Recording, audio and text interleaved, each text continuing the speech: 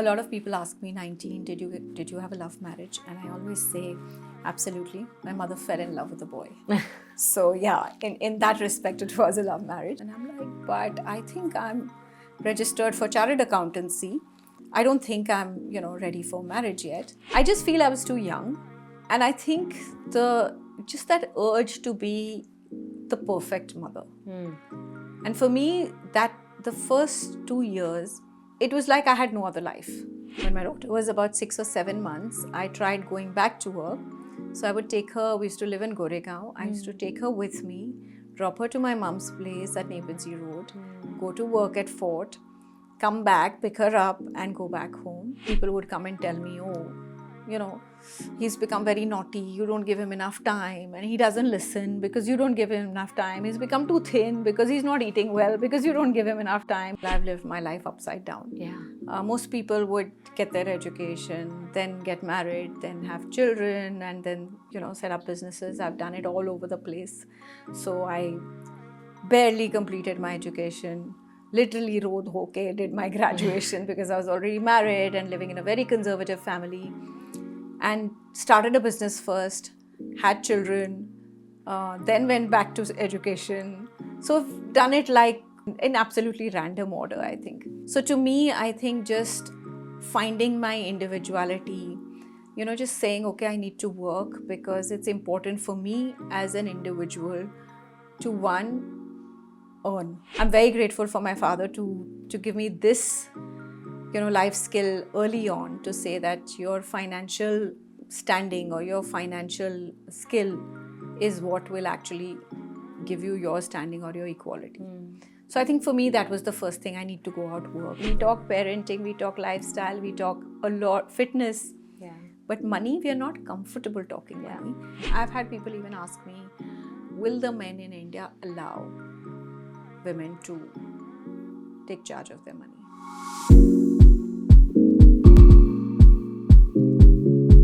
I'm so excited to introduce our guest for today, Priti Rathi Gupta, who's worn multiple hats and been a serial entrepreneur. She's been the MD and Executive Director of Anand Rathi Commodities. She's been the founder of Ishka Films. And most recently and extremely impactfully, she's been the founder and CEO of LXME, India's top financial planning and investment app for women. This episode is going to touch upon Priti's journey from being married at 19 to kind of living her life in reverse, as she so beautifully puts it, but also very importantly talks about her own personal journey of reclaiming her identity and building something which has impacted the lives of thousands of women across India. So without much further ado, Priti, first of all, it's absolutely fantastic to have you on this episode. And I'll tell you two reasons why. One is that you've started India's first financial investing app, planning and investing app for women, LXME. And I can't emphasize enough how much of a need that is. And of course, what I love about it is that you've built it off a community approach, right? So I can go on and on about that, and we will, I know. Absolutely, yeah. And the second reason, of course, is we both alums of Harvard Business School. So It's lovely to meet a fellow alum and to have this conversation with you. But I'm going to start off by asking you a little bit about your formative years, Priti. So, tell us a little bit about where you grew up, how you grew up, what were you like in school? Would your school friends recognize you for the Priti you are today? What would have changed over the years? Wow, that's such a great question. You're making me go down memory hill. So I think I truly believe I'm the person I am today because of pretty much the nomadic existence I've had in my childhood years. So my father used to work with one of the large industry houses in the country, and we moved cities every 3-4 years. So I've sort of studied, made new friends in almost 7 different places in the country. So I think that sort of equipped me with just being able to survive, plant myself and find friends, absorb cultures, generally actually absorb a lot. And I think that's where sort of my upbringing was. So it was across Ghaziabad, Delhi, a small town called Veeravar in Gujarat, Calcutta, and finally Bombay. So I think that's what the journey's been like. When I came to Bombay, I was in the 7th grade. And I remember I used to go to a school called Villa Teresa Yeah. at Perry Road. And thanks to Facebook, now my friends know me. But if there was that gap from then to now, I bet you that they won't sort of recognize me or know me, because I used to be, so I'm the oldest amongst 3 siblings. My mom didn't have the time to sort of, take care, pamper all of us. So I was this really short hair, pretty much almost, on the sort of bordering on how do I become like the strongest boy in class, right? So loved the outdoors, beat up boys in the building, etc. All of those things, and I think from there to possibly when I just got into college is when I think things changed very drastically. But life was fun. It was always about discovering new things, new people. I don't remember my parents ever telling me, and this is very important for us as mothers today, right? I don't remember my parents telling me that, oh, you need to stand first in class. Oh, you need to get these marks. Oh, you need to get this percentage in ICSC, etc. I think it was a very happy-go-lucky childhood. I remember that in school, I stood first for English. It wasn't math. It wasn't any of the other subject, but English, because I just love literature. So it was a great childhood, and between play and reading a lot of fiction books, that's what sort of, that's what I've been fed on, grown up on.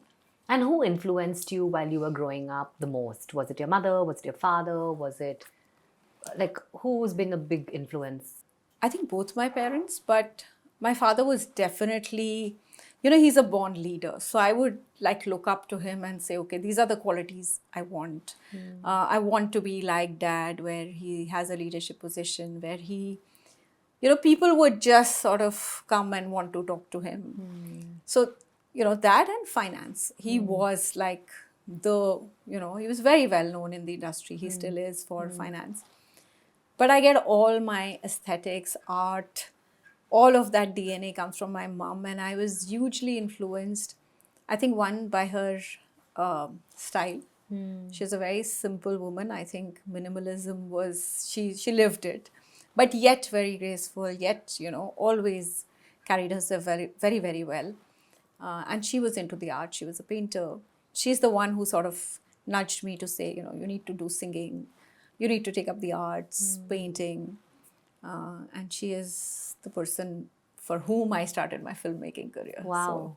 So, yeah. So both equally, I would say. But also my mother was very, she held ship very tight, because we came from a very, very, sort of a middle class upbringing. And it was important for her that all her 3 children study well, they get the best that they can in life. And I still have memories, Naiyya, where the last day of school, we would come back and all our notebooks, she would tear off pages that were not used and make it into a new notebook that can be used the next time. Wow. That's something that lives with me. I'd probably not do that, but that memory of how she made sure that every penny traveled as far as it could is something that I think I'm eternally grateful, and it's something that, I've imbibed. Yeah. And that's such a strong value system. I mean, because I think all of us as growing up, I think what you see your parents do, I mean, actions are always much louder and they stay much longer with you than words, right? So it's a beautiful example of like really, really strong values that you saw, from your mom, and you've obviously imbibed over time. And, you got married at 19, Priti. Now, I know you were probably like, okay, I'm done with this question. I've been married for a long time. 19 is done. But, just think about it, right? How did you take that decision? Or was that decision kind of something that was orchestrated for you? And, what were your feelings like? Did you feel, a lot of women may feel that, okay, marriage is like a full stop, right? In their career ambitions. How were you feeling when you took that decision? And how did you sort of, what was that experience like? Well, I think when I was 19, I was not like the 19-year-olds of today. Yeah. a lot of people ask me, 19, did you have a love marriage? And I always say, absolutely. My mother fell in love with a boy.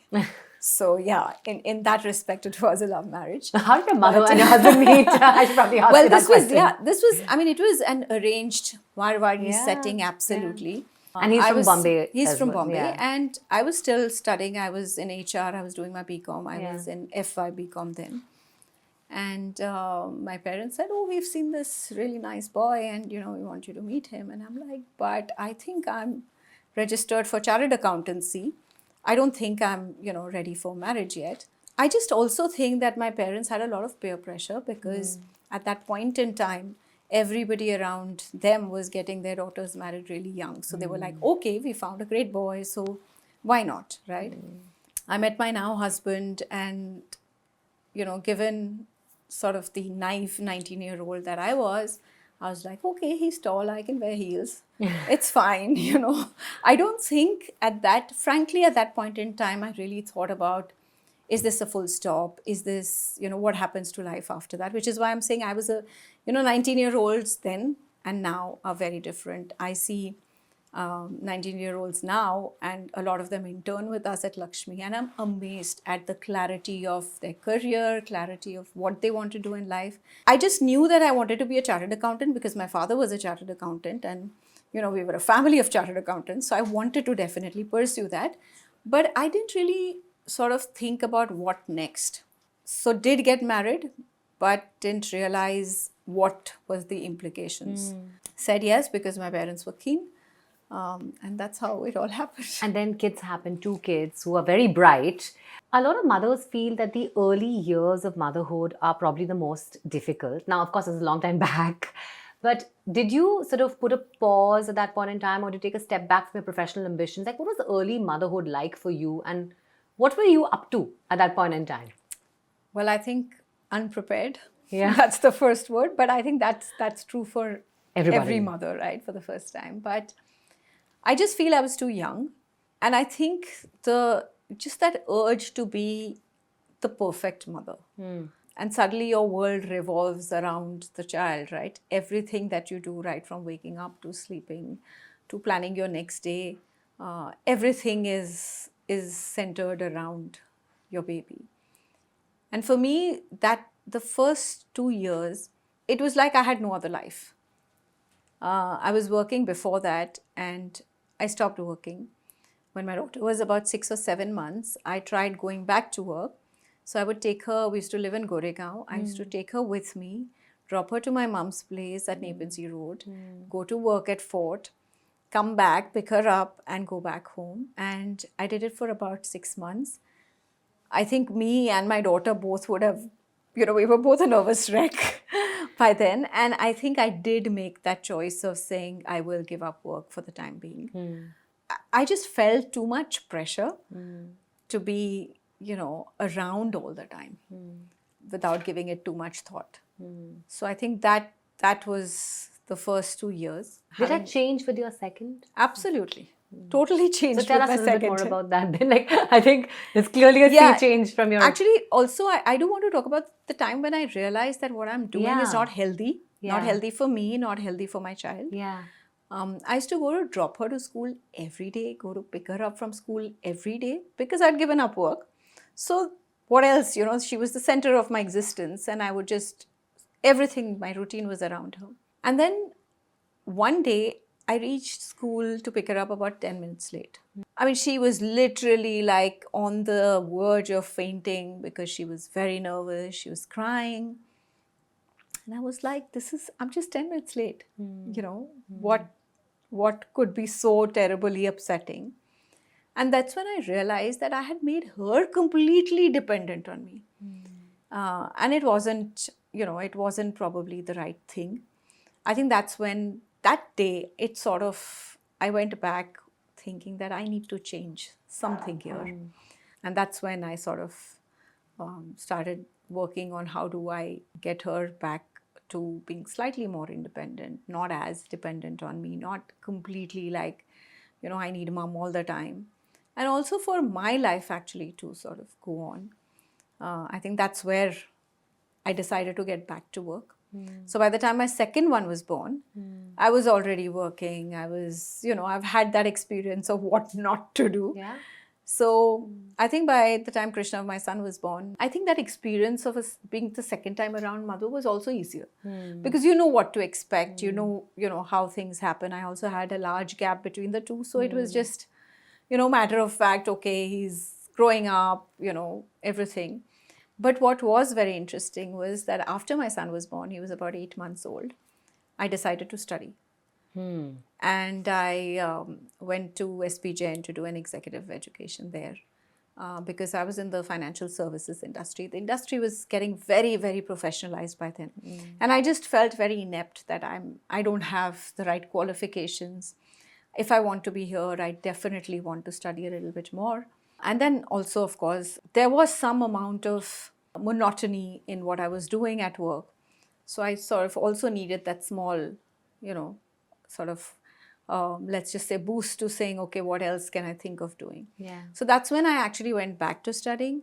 I also shifted from doing purely just stockbroking to setting up newer businesses. Yeah. So that time was very tumultuous. My son was 8 months old. I would go to college, leave him at home and, come back. After the first week, I remember, he's asking the maid, "Ye auntie hai?" And it broke my heart, right? Oh my God, am I doing the right thing? I don't think I want to do this. So you But I literally think like you're a pendulum. You swung from one extreme to the other, but like that is, I mean, But- that is how we all evolve as people, right? I mean, think- Priti. Definitely. I Yeah. think if you make, you do land up making difficult Yeah. choices. Yeah. And you still feel guilty about it. Am I doing the right thing? There's too much pressure we put on ourselves.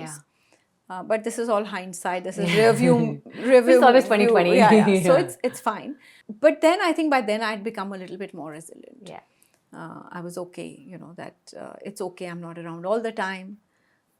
People would come and tell me, oh, he's become very naughty. You don't give him enough time. And he doesn't listen because you don't give him enough time. He's become too thin because he's not eating well because you don't give him enough time. I love how the world and society and everybody puts like the way your child is evolving, all the pressures of that on the mother. Correct. Right? I mean, Absolutely. but you dealt with it. You dealt with the mom guilt and you pretty much had by then. Because, Yeah. by then I was very clear that, if as a mother, I chart out my own life. Correct. Yeah. That to me was the biggest sort of learning that you actually give your child. Yeah. You lead by example. Yeah. And which it doesn't mean that you are not taking care of your child, but you're just learning to be a lot more prudent about your time, use of time. What are you doing with your child? Is it important for me to go drop him to school every day? Or is it more important for me and him to sit together and have this chat about what happened in school, etc.? So you just learn to sort of, find time and quality and figure out how you're going to make the most of everything that you're doing. I don't think it's easy. It's never been easy. But tell me this, Priti, because I think it's really fascinating when we were, when I was sort of reading up more about you, and now that I've been talking to you as well, you're a serial entrepreneur, essentially, right? And you are sort of very, very involved with the stock, with Anand Rathi, right? So Anand Rathi, you have a film production company, you're running Lakshmi, you're incubating new ventures. Like, I'm breathless, just even talking about them. But tell us a little bit more about that, right? Because that takes a lot of effort, right? Building something from scratch or, also seeing something at scale. Both activities take a lot of effort. And, I'm sure you're deeply involved, and I know you're deeply involved in every aspect of everything. So tell us a little bit more about your ventures and about how do you manage your time and how do you do what you do? Well, first of all, coming from you, I don't think you should be asking that question, but we're all inspired by you, Naiyya, because I think at your age, what you've accomplished is great. Thank you. I think I just started late. I keep telling people I've lived my life upside down. Yeah. Most people would get their education, then get married, then have children, and then, set up businesses. I've done it all over the place. So I barely completed my education. Literally rode hoke, did my graduation because I was already married and living in a very conservative family. and started a business first, had children, then went back to education. So I've done it like in absolutely random order, I think. But I think when I look back, I think it was like the Maslow's hierarchy, right? Where you say, let me first fill in the gaps, the sort of needs come first. So to me, I think just finding my individuality, just saying, okay, I need to work because it's important for me as an individual to one, earn. I think that was a very big driving force that and this is something I'm very grateful for my father to give me this, life skill early on, to say that your financial standing or your financial skill is what will actually give you your standing or your equality. So I think for me, that was the first thing. I need to go out work. I need to, then there were the gaps, right? Because I had siblings who are chartered accountants, MBAs, everything. And I was here just barely a graduate. So getting the education. So first it was filling in the gaps, right? So I think that's what I did, for the first few years. And then I think after that, it was saying, okay, now what next? Then it was aspirations. Okay, I want to, build a business that is path breaking in a lot of ways. You spoke about being in a family business and being a larger organization and finding your way. So I was very clear that I want to build a business or build businesses which are not part of the existing setup. And I want to carve my career, even the company's sort of next footsteps, into areas which we've never been before. I remember when I chose to do commodity futures, everybody told me, this is very male dominated. You will have to go to the mandis, you will have to go to these markets, rural markets. It's just men. But I said, look, there's technology.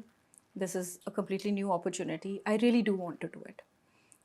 Because in the existing, stockbroking or investment banking, it was already very mature. There's nothing I could add value to. So that's where, it was, again, difficult choices. You say you want to do it because there's a point to prove as well. So that was more aspirational, did all of that. I think when my mom passed away, and one of the things that she was very, very clear on is that I should do something in the arts, because she said, you have the creativity, do it. Finally, late realizations, I said, I must do something there. That's how the whole film journey started. And I think I love storytelling. For me is something, when you go to 5 different schools, you learn that art, right?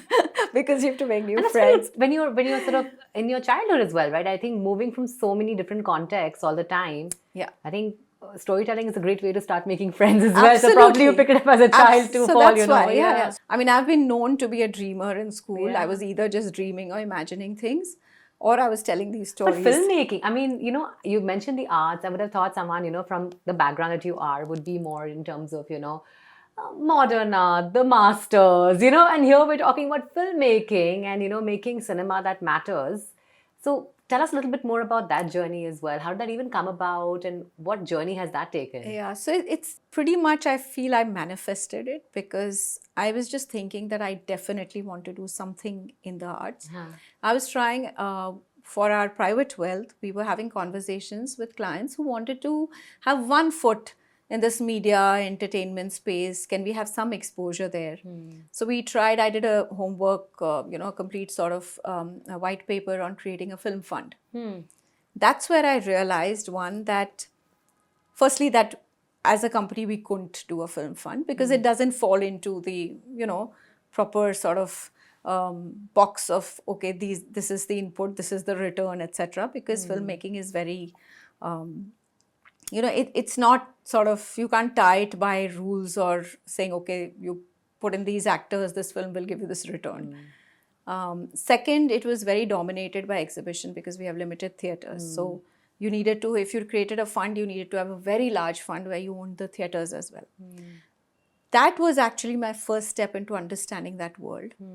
And I was sort of thinking, okay, this is a great space to be in for anybody who wants to do storytelling, because at that point in time, your satellite sort of distribution was big. OTT channels were just about coming up.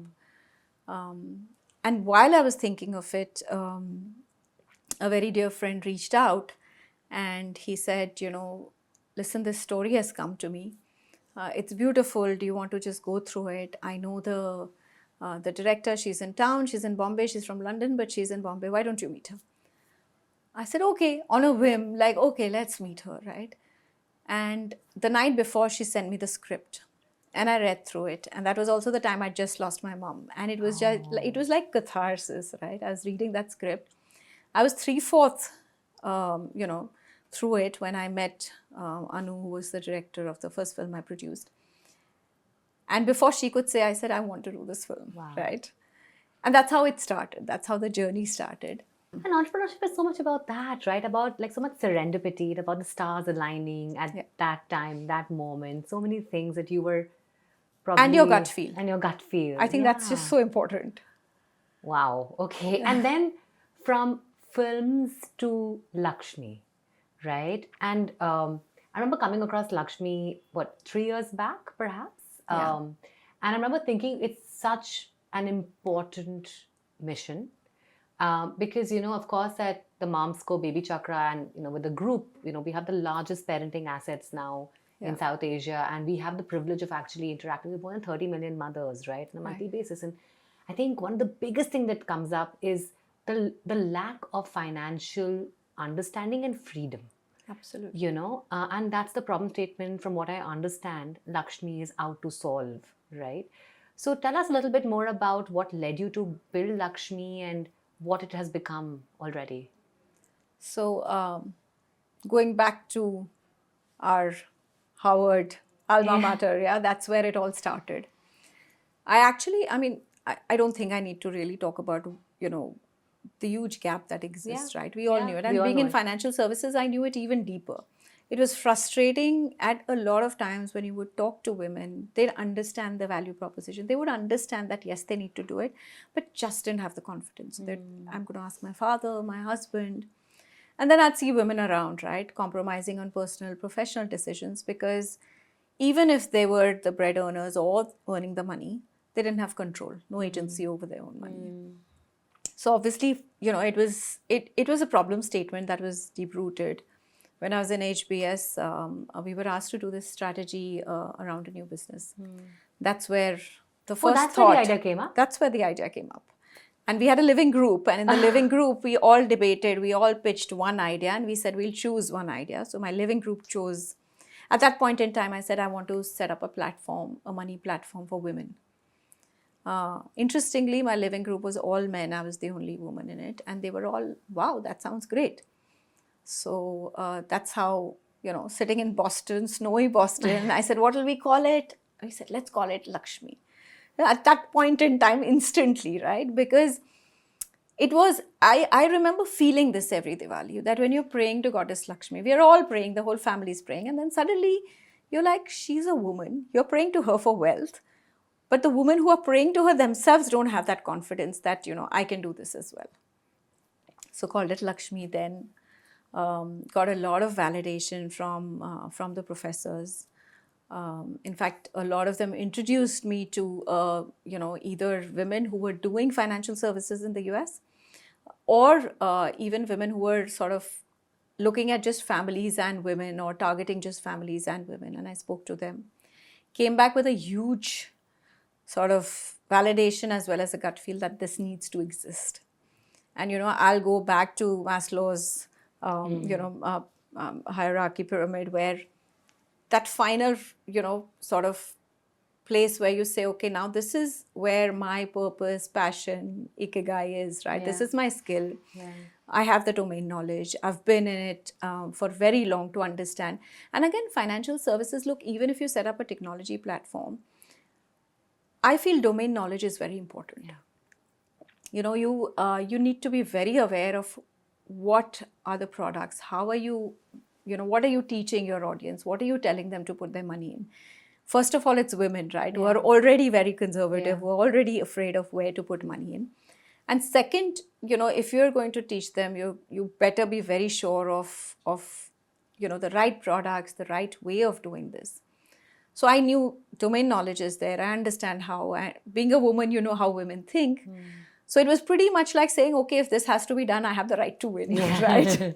So I am going to do this. I love how you've and someone said this yesterday in a conversation I was having about being an opportunity spotter, and I think that describes you very well. Again, but also I think the right to win is so important, right? Like what gives you the edge over anybody else who'd probably enter the space. And I think, absolutely, like you're like the perfect fit actually. Yeah. But how did you go about building Lakshmi? So did you have to raise any external funding, or was it mainly self-finance in the beginning? Like, what's the story been on the, setting it up and again, then finding very your team? interesting. I came back and I said, okay, we have this large organization. Let's try and build Lakshmi as part of, the organization. And the way I've been sort of literally trained working in this organization, I was like, okay, first let's do, let's try and understand, let's, do a survey, a primary research, secondary research to understand whether the need exists, how do we solve it. Met about 3,000 women. Wow. Before I actually started work on it. And I think the culmination of all that input sort of told me, okay, this is what it needs to look like.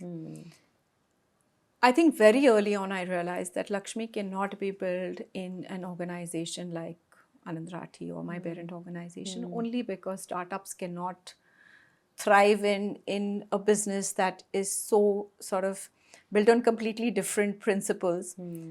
It's hard to bring about that agility when you're part of a larger organization. Everything right from processes to HR processes, etc., tend to slow you down. So I think 3 years back is when I took the call that I want to step out and build this completely independently. Wow.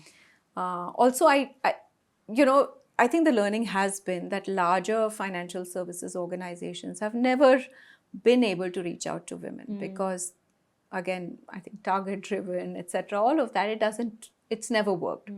So it was important for me. Also, I think I realized very early on that this business is not about break even. It is more about growth. It is more about outreach, etc. Luckily, found an absolutely fabulous co-founder. And we were like, just completely complement each other. And that's where I think our journey began. And I think the first year and a half of Lakshmi, we actually spent building community. And that's where, of course, BabyChakra was for us like that iconic community, right? To say, okay, how did they build it? You're like a case study. So we actually understood how communities are built. And you'll agree that it's easier said than done. I think communities need a lot of tender loving care. As founders, you need to be you form the culture. You are part of, you need to be there in the community. And I think that's what we did. For us, we also knew that while we are building the community, we are also learning.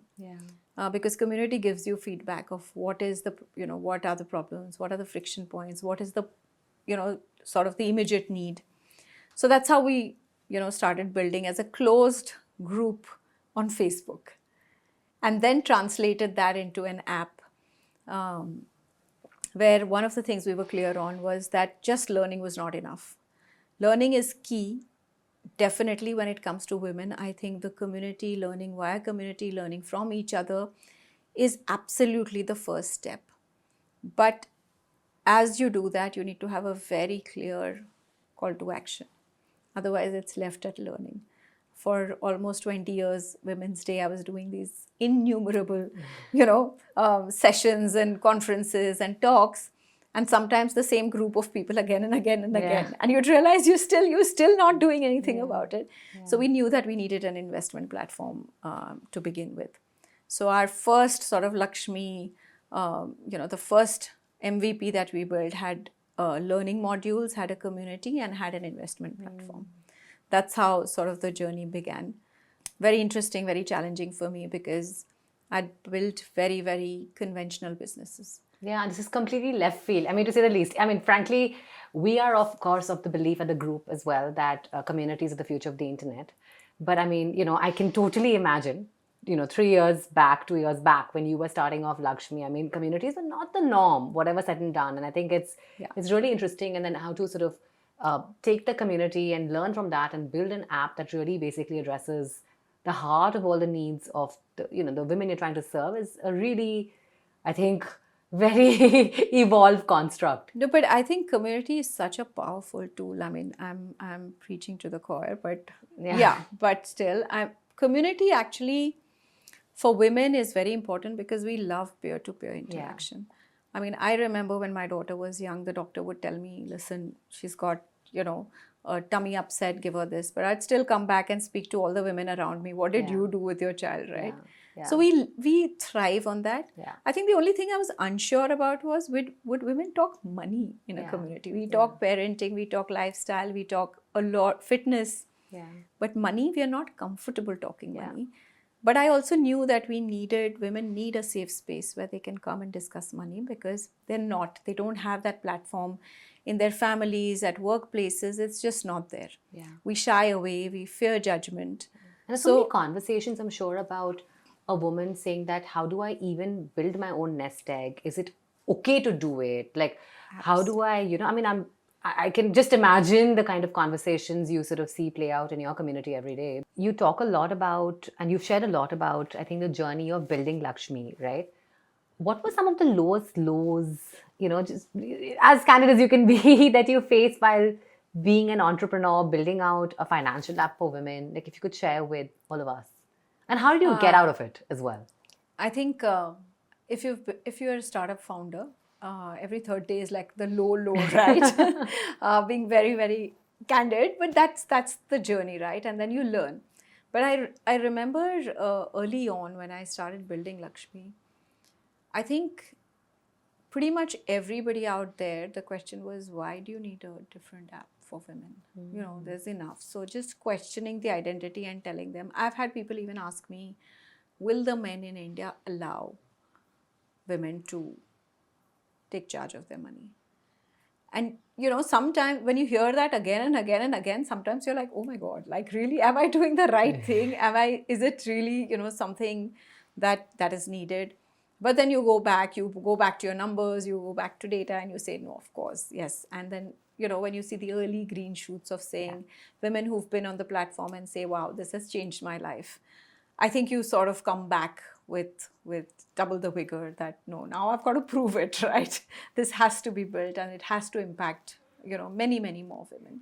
So actually, one of my toughest moments, I won't say lowest, I'll come to my lowest moment, but the toughest moment was really that mind shift from building a traditional business where you're looking, exactly what your product is, you're going out there, you're looking at profitability, you're looking at break even.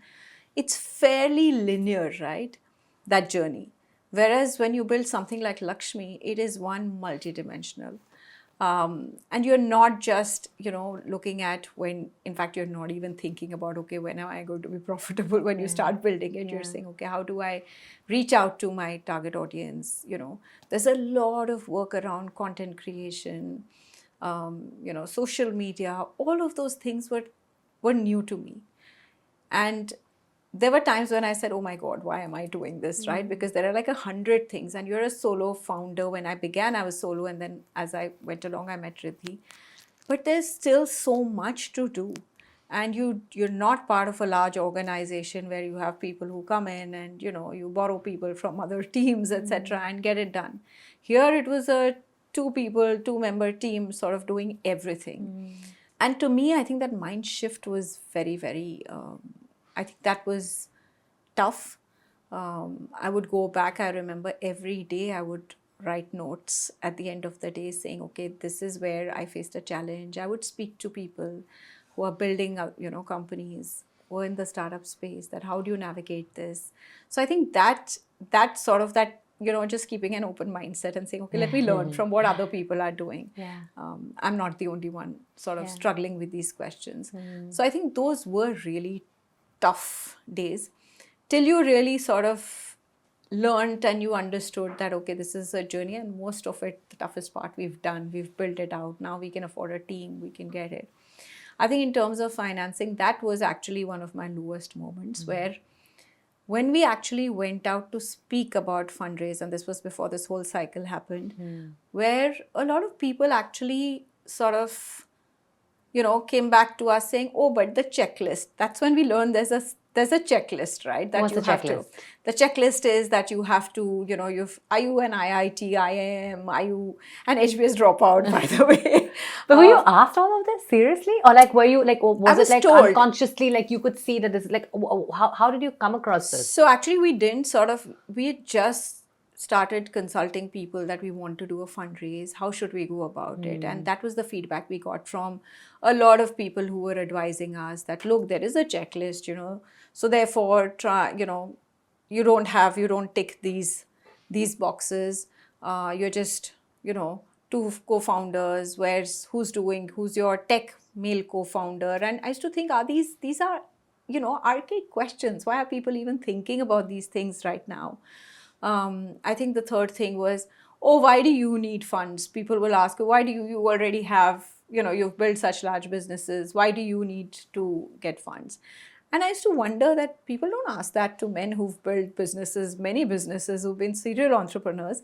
They are not asked that, why are you When they raising are funds, fundraising right? for the next venture. In Correct. fact, there are people lining up to fund them. So that, to me, that was really the lowest moment. I remember Very Riddhi and interesting. I, sort of thinking, oh my God, like, how are we going to do this, right? So we started, we're bootstrapped even now, but we knew that we had a runway. But that time of really making that decision of should we fundraise or not, I think we went through a really sort of questioning ourselves time. And then luckily we found a couple of mentors who said, listen, just throw it all out, because what you're building is amazing. Yeah. And, build it to this Yeah. degree, and then, that's when you should reach out for fundraise, etc. Yeah. But that was, I think I questioned everything that I believed in. You questioned yourself, it sounds like, Priti. Absolutely. Yeah? I mean, I was literally like, I don't know what I've done, because I've been at it for the last 2 years. I've been building it. I know what I'm doing. We know what is the opportunity. But suddenly you are like, oh my God, will I be able to do this? It's not easy coming out of it. I think it's very, again, hindsight, you can say, okay, we dealt with it. It was, we came out of it, etc. And today I know that we are already having these conversations, and people are like, now there's inbound, like, okay, we want to be part of Lakshmi. We want to be, part of the growth story. But that time was really difficult. Yeah. And, Naiyya, I think sometimes I feel it's all for the best, because what it helped us do is, one, remain really lean, really focus. So I think we've built Lakshmi in a very, very cost-effective and efficient way so far. So we've already learned what a lot of startups are being forced to learn, right? Today, Yeah. So we've already done that journey. I just want to now move to my next segment a little bit, right? Which is around, you said in the very beginning of this conversation how much of an influence your father was on you. Yeah. And is on you, right? Yeah. And his leadership style, and you talk a lot about how people were drawn to him because, of course he's, extremely smart, and he's a veteran and very, very well known for his expertise. But I think also his leadership style as well. You've talked a few times about that. What is your leadership style? Because I'm thinking of you as a woman leader, and there might be some things that maybe you took from your father's leadership style, some things from your mother's way of functioning. But what defines you as a leader, Priti? I don't know if that's I'm the right person to talk about, what defines me, but I know what drives me. I think the foremost, and I think that just comes inherently to us women, is empathy. I think as a leader, you definitely need to have empathy, and that sort of, look, today it's no longer a world, and particularly in a setup like Lakshmi, you don't sort of drive through KRAs and KPIs. Of course those exist to sort of measure, but you don't drive people through those. You actually get people to believe in your vision. You get people to be as passionate, believe in the purpose, and say, okay, yes, we want to do it. There's a sense of ownership. We also work remote, by the way. So, there's a lot of trust. Yeah. So I think just empathy, trust, respect. And I think most importantly, you walk the talk. to me, I think that's most important. As a leader, you have to sort of, lead by example. If there is something that needs to be done, I think Riddhi and myself will go into the details. We'll dirty our hands. We will say, yes, if this is the first time we are doing this, let's do it together. We'll look at, numbers on a daily basis. If there's something new that we're launching, we look at it even at, every few hours and say, okay, what has happened? So I think that sort of, drives the rest of the team to say, okay, this is important and this is how things are done. What's the gender ratio in your team today? Very interesting. We are striving for gender diversity because we have just 7% men in the team. So we want more men in the team now. But I think that's natural because this is built by women for women. So in a lot of roles, it's important to have, the behavioral sort of aspects come in, whether it's your marketing, whether it's content, whether it's product. It's very important to have a woman's perspective come in. We definitely have a few men in tech, but a largely women team. So design, tech, we have a few men. Interestingly, in design, that's a lot of people tell us that okay, typically design is what it is. But we are striving again to get a little bit more balance because no complaints, but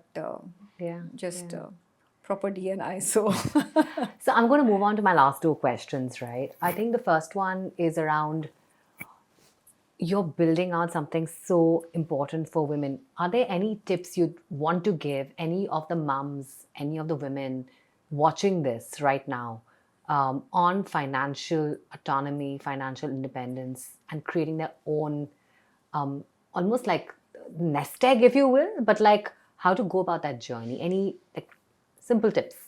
Yeah, absolutely. I think first of all, I truly believe that women need to tell themselves that they are inherently blessed with the right qualities to manage money effectively. As women, a lot of people say that we are risk averse. That's not what it is. The truth is that we are risk aware. That means that if we know what is going to happen to our money, we can take an informed decision. And I think that's where the journey starts. It starts by starting, just to learn. I think financial literacy is very, very undermined in our, whether it's our school education, college education. Yeah, we don't have it. We don't have it, right? But it's also overhyped by a lot of large financial services companies where it's like, oh, money management is an art, etc. It's not actually. It's fairly simple. And at Lakshmi, that's why we've sort of made it very relatable to how a woman would think about money. So first of all, learn, become part of the community, start talking money, because till you're not talking about it, till you don't sort of make yourself comfortable with the idea, you'll probably never get around to doing it. Once you do that, I think there are, 4 things that I tell women that they must do. I think begin small. Today you can start you can start managing your money and investing your money with as little as 100 rupees. It's a cup of coffee. Even if you go wrong, it doesn't matter. But it's very, very hard to go like, completely off or absolutely wrong with your small amount of investment, especially if it is done in the right instruments where learning is important. So just go through mutual funds. It's an easy way to begin. There's an expert managing. 4 things you need to do. Start an emergency fund for yourself, which is very important because you don't know what's going to happen tomorrow. A lot of us actually go to sleep with a worry. What if I don't have enough money tomorrow? That financial insecurity is always bothering us, but we don't say it aloud. So create the emergency fund, which is about 6 to 8 months of your living expenses, so that tomorrow, if there is a calamity, there's an emergency, you at least know that you can take care of yourself for 6-8 months. That's very important. And you advise that in a separate account from the partner? It's a separate account. You have to have this for yourself. In the world that we live in today, nothing is forever. I've heard horror stories about how women have been completely left in the cold because they just couldn't even afford, either a medical care or a lawyer when they needed, because it's suddenly, something Sprung sprung, up at them. right? Yeah. So you have to have that. That's pretty much your, we call it money for rainy day, but call it an emergency fund. Put it in places where it's more sort of protected. We highly recommend, a large part of it, even in a savings bank account. We have Good Luck actually just for that.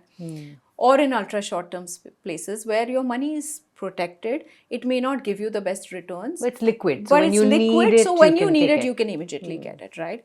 That's the first thing. Second, please get yourself a health insurance. It's very important. I think we really, we're eternal optimists. We think nothing wrong is going to happen to us. But while you're doing all of this journey, you don't want, any sort of health issues to take away from, or, divert money from your savings into your, financial goals, into your medical health. So definitely take an insurance. A lot of us have corporate or company insurances, but make sure that it's at least 4-5 lakhs worth of any immediate treatment that you may need. So it's like taking an umbrella while going out in the rain. You must have it, right? And then the third thing is your retirement planning. Women, we know gender pay gap exists. We know we have different career peaks. We know that we take sabbaticals for whatever reasons, right? So therefore, we're earning less compared to probably a man in the same credentials, the same role, the same company, everything, but you're still earning probably 25% less. And then as women, we tend to put that money in fixed deposits and gold, whereas men will typically put it in instruments that beat inflation. Yeah. So as women, we are actually retiring with 1/10 the money that a man does. Yeah. And we're actually retiring towards poverty. Yeah. You don't know what your retirement holds. As a woman, you possibly may live 4 to 5 years more than your partner if you're married. But your retirement is the time when you want to enjoy your life. You want to do everything that you wish to. So that should begin as soon as you start earning. An emergency fund, health insurance, and retirement planning. This should happen. And retirement, definitely money should go into equities, because that's where you beat inflation. Just keep it let it bake like a cake. Just systematically keep doing an SIP month on month and let that just grow and compound. And, over a 15-20 year period, you will be grateful. You'll be thankful you've done that for yourself. So I think these three things definitely. The fourth, I always say that there are certain financial goals. As a woman, you are a role model. Your children are looking up to you. We did this survey, very interesting one Diwali, 2 years back, I think, where we asked children, who teaches you how to save? And 99% children said, Mom. Then we said, okay, now that you've saved this money, what are you going to do with it? 99% said, I'll ask my dad. Right? So you need to be, as a mother, also role model, taking financial decisions. When you do that, I think it's important you influence your children. Today we are teaching our boys to cook, but we must also teach our girls to manage money. Your mothers, your sisters, women around you, you influence them. I think for me, it's very important that not just in our ecosystem, we have help, we have people, women around us. They are watching you. They're saying, okay, what are you doing with your money? Are you taking the decisions? So please be a role model. Pick this skill up and be a role model for women around you, and most importantly, for your children. I think it's very important. I think that's beautifully said, because I think oftentimes as women and as mothers, we don't realize, and many times we do, of course, but on these things, we don't realize the impact we have on those around us. I think that's very practical advice, actually, and very, very well said. And you heard it from the best. So, no, I think on to my last question, Priti. You've gone through such a journey, right? And there's been, I think, so many, someone looking at you objectively might say, oh, definitely maybe a couple of things that life gave her privileges of, right? And I think you have lots to be grateful for. But it's clear through this conversation how much you've had to fight for building your own thing, for finding your own identity and carving your own name, right? So the struggle is clear to see to me. What would you advise to everybody who's watching this today, how to build and draw from that reservoir of bravery and strength and courage. How did you build yours, right? And what would you advise them? How to build it and how to draw from it from times when they really need it? Your belief in what you're doing is foremost. And that shakes, for us as women, I think it shakes more than often because of situations, because of, I mean, every time I know that my child fell ill when I was going to office, I was like, oh my God, like, I don't want to go to work. Like, you know, I just be like, no, I want to stay, not feel guilty, be around. But I think you have to sort of understand that world, or your world is, there's never like a perfect balance. You'll have to some days, you know, be a better mother and not as much somebody who's building a business. Someday be a better sort of business person, businesswoman than maybe a mom. But that's life for, I think, for most of us women. And I think just keeping that belief within you, I think helps you find strength. I also feel that as women, it's important for us to build a support system around us. It helped, and this is a genuine story. I mean, when I started working or when I started studying, Naiyya, my mother-in-law, was very unhappy with me. She was like, you have such a young baby, he's 8 months old, and you know, who's going to look after the children, etc., etc. And she was really unhappy. And I think what I did while I was studying was discuss with her what I did, why I'm studying, you know, what happened today. I was not allowed to wear anything beyond salwar kameezes, by the way. And I remember going to her and saying, today I have a presentation in college, can I wear a suit and go? Wow. And she said, okay, what is that? I said, you know, this is what a presentation is, and this is how, you know. And I think just getting a buy-in from her helped me sort of make her my biggest supporter. And I feel that's very important. I think I find that more powerful than conflict. And I've heard her 3 years later tell somebody that, you know, oh, Priti is building this business, you know, and we are so proud of her because she's doing so and so. And I think it's very important to get that buy-in. I know that we definitely say, I am equal, I want to do this. But I think there are better ways of going around it. I've done it very differently. Married into a very conservative family, but I think my husband, my father-in-law, my mother-in-law, they've been my biggest supporters in this journey. You made them your biggest supporters, Priti. Well, and I think that is such a powerful statement. And this is the, another conversation of another leader I was interviewing. And very similar, I think, building alliances to get to your goal. Right? And not in a, but with genuine intent. Yeah. And to build those alliances versus conflict. Yeah. I think this is such a powerful statement. And thank you, Priti. Thank you so much. This has been an absolutely fabulous conversation. We're going to kind of close with a quick rapid fire round. So, Priti, this is where we get the Never Have I Ever segment. You have the 2 placards and you have to show I have not. Based on the questions I ask you. It'll be hopefully quick and painless. Oh, we will see. Okay, so first question your way. Never have I ever regretted getting married at 19? You have. Okay, thanks for the candid answer. The second question, never have I ever thought that women can't do finance well? Okay, yeah. You've never thought that. Where women can't do finance well. Yeah. No. Yeah. I hear you. I mean, I'm very glad you raised that placard because I was like, absolutely. Never have I ever missed my children's important milestones for work. And guilty as charged as well. So, never have I ever felt like my family duties were more important than my ambition. You have? Yeah. Absolutely. Yeah. Never have I ever held myself back because of societal expectations from me. You have not. Superb. Yeah. Never. And the last question. Never have I ever felt like I don't have a voice coming from a super successful family. That's wonderful. I make myself heard. Yeah. I make sure I'm heard. I love that. Thank you. Thank you for being so candid. It's a pleasure.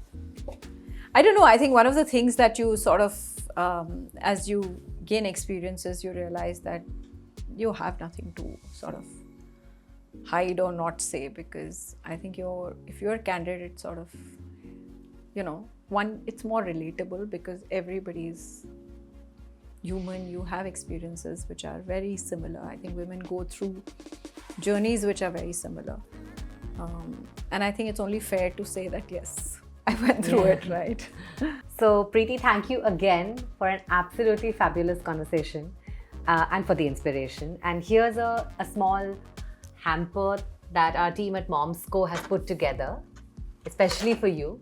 Thank you so much. Really appreciate it. Thank you. Look forward to using all of this. Thank you. Thank you for joining us on today's episode with Priti.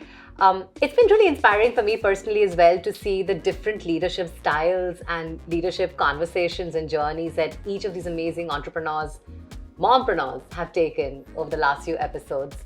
But stay tuned, we have another one, very, very exciting conversation come up very soon. So stay tuned to this show and look forward to catching up with you again. Goodbye.